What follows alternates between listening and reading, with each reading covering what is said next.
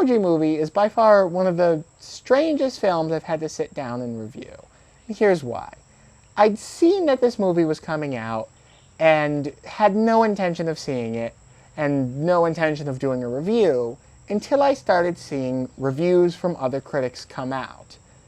It currently sits at an 8% on Rotten Tomatoes, and several of the critics I personally like to watch had came out hating this movie, giving it F, and I just thought, you know, why not throw my hat into the ring and see this? What should I say? Just play it cool.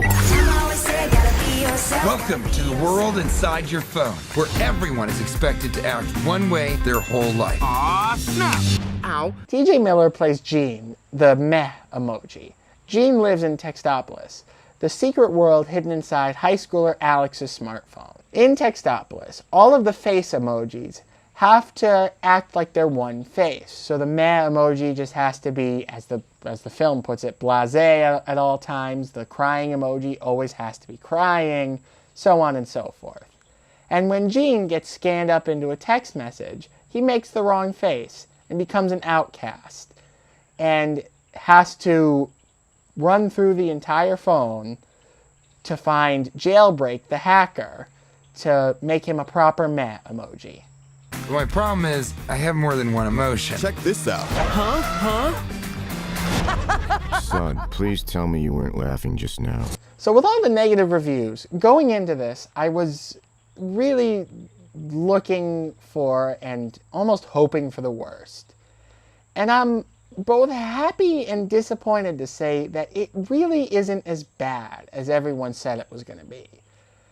I mean, it's not a great film, not by a long shot.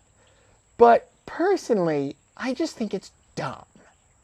But it almost knows that it's dumb. I mean, just from that premise I said, it's exactly what you'd expect. It's a lot of stupid puns and very absurd, over-the-top ideas. And most of the criticism I heard was that it's not funny and it's just stupid humor.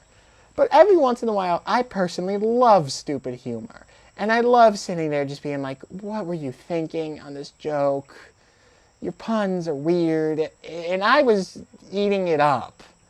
I just thought it was it was stupid, but it was a fun stupid. The next bit of criticism that I had heard going into it is that the movie is one giant advertisement. Because as Gene is going on his quest through the smartphone, he goes in a bunch of different apps, including a 5 to 6 minute scene where they literally just play Candy Crush. Gene gets stuck in the Candy Crush board, and they have to play the game. And I know it's dumb, but God, it was fascinating to watch. It really is just like, they played Candy Crush, and that's a very mundane game. So the scene is pretty mundane. They're just kind of playing the game. But again, it goes back to this idea that the film it's fascinating to watch how dumb and how much of a corporate shill it is. And I thought it was funny.